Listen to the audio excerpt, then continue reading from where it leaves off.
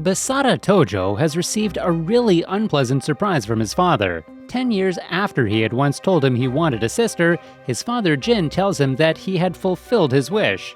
At an age where Basara Toujo would probably have preferred a PlayStation, Jin hands him a sister. Frustrated, Jin goes to the bathroom and stumbles upon a half-clothed girl. This anime lacks a lot of proper locking systems for doors, and also, why is the girl in a boy's bathroom? Disregarding all logic, the girl stands up and slaps some sense into Basara. Basara returns back to his seat, only to realize that the girl, Mio, was his new sister alongside another chibi one, Maria. The two girls were now going to live alongside them for the rest of their lives. Basara decides not to care too much about this. After all, in this day and age, people do get remarried a lot. However, there is one thing that's off. Jin's supposed second wife is nowhere around. The girls claim that their mom has gone on a business trip, and Jin seems to believe it all too easily. The whole family then starts living together like a real family. However, the girls can't seem to stop seducing Basara for no apparent reason.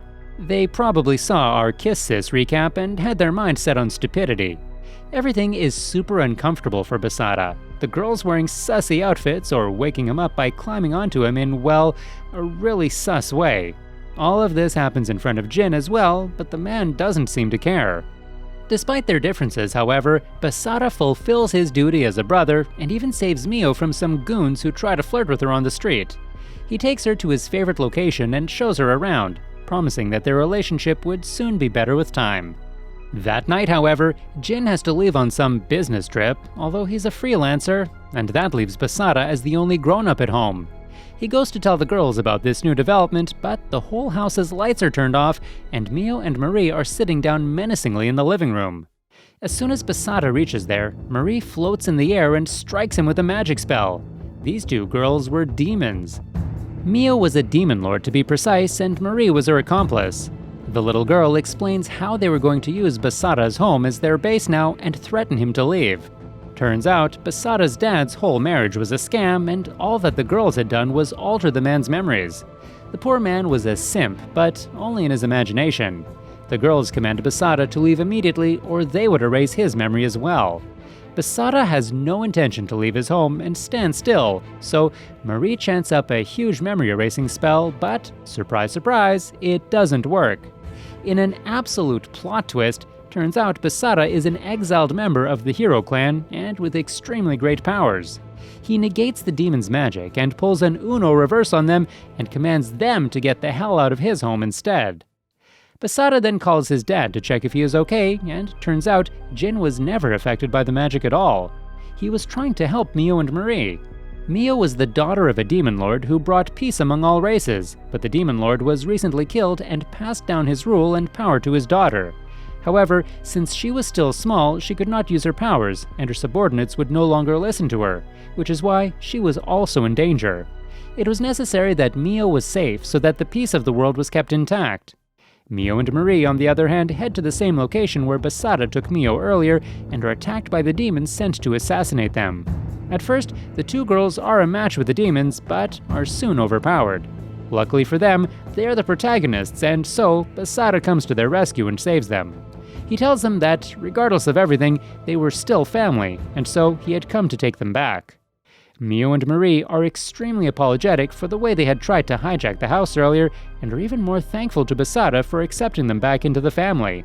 Regardless of this though, the girls are still sussy all the way, and all the bathroom locks in the house still don't seem to work. Basara once more stumbles into a half-naked Mio. Life has returned back to normal, and this time, Basara has decided that he will do everything to protect Mio. Later that night, Marie suggests that Basara form a slave and master relationship with Mio so that he can actually truly save Mio wherever she is. At first, Marie tells them that Basara would be the slave, but when the ritual begins, the demon girl switches the roles, and Mio is made the slave while Basara becomes her master.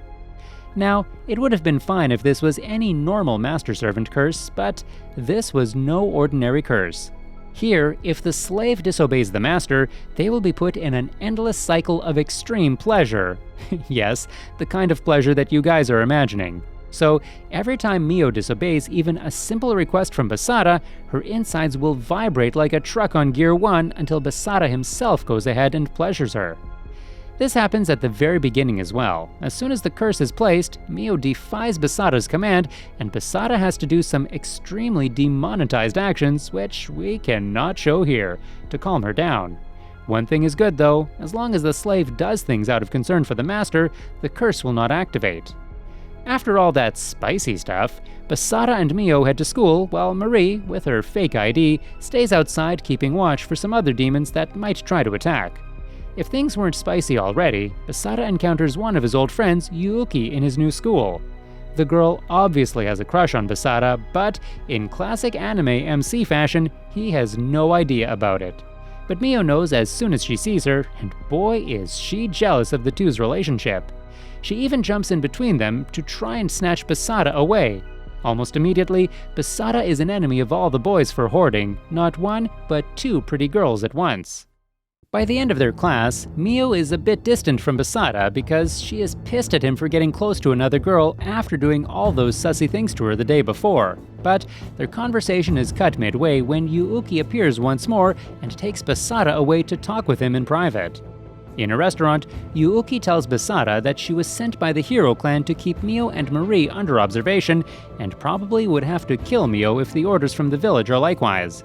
She advises Basara to stay away from the girl as she is attracting a lot of demons because of her presence.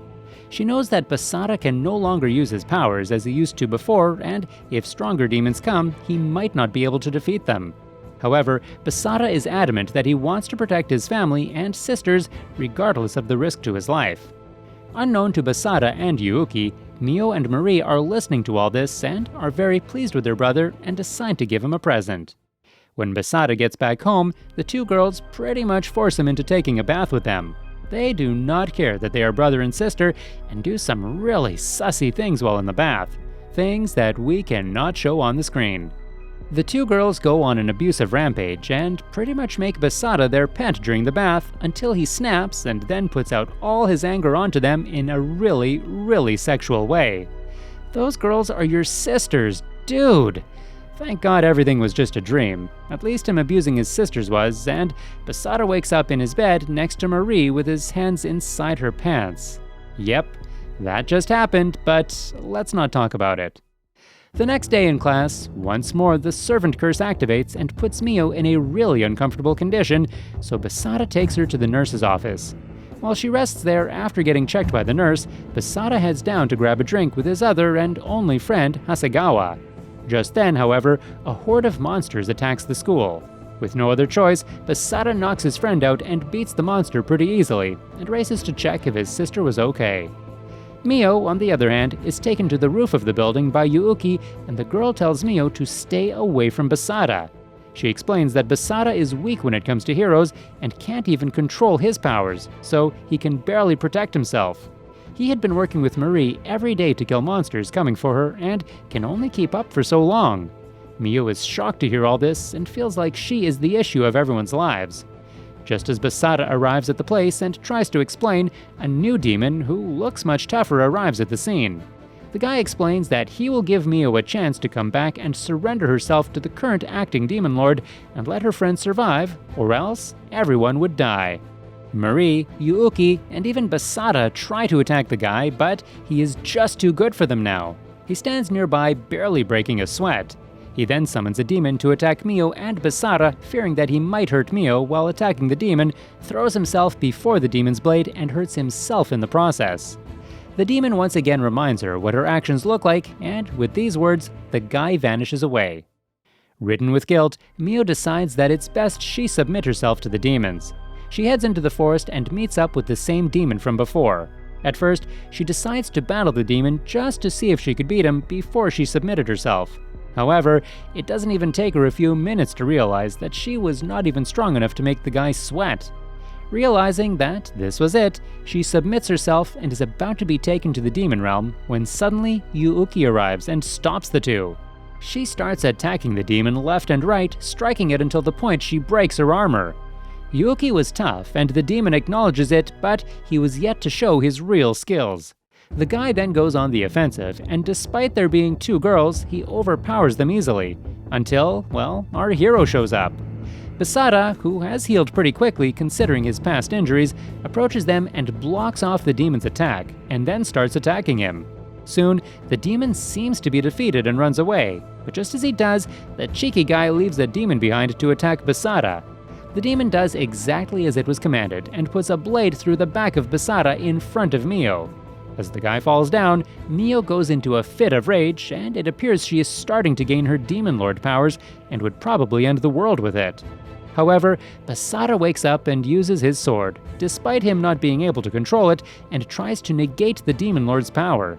And he pulls it off. Basara controls his powers, for the first time ever.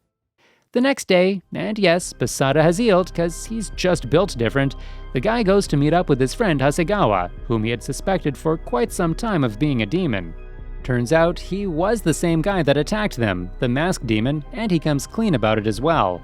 Basara proposes that he continue being the demon's observer and observe Mio and not report that Mio had awakened her powers somewhat. In return, he would not spill about Hasegawa's absolute thrashing last night to the acting demon lord.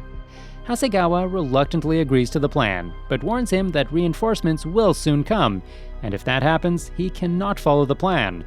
In the end, the man also reveals that a demon named Zolgia was the one who had assassinated Mio's parents, and he was the one bossing them around these days.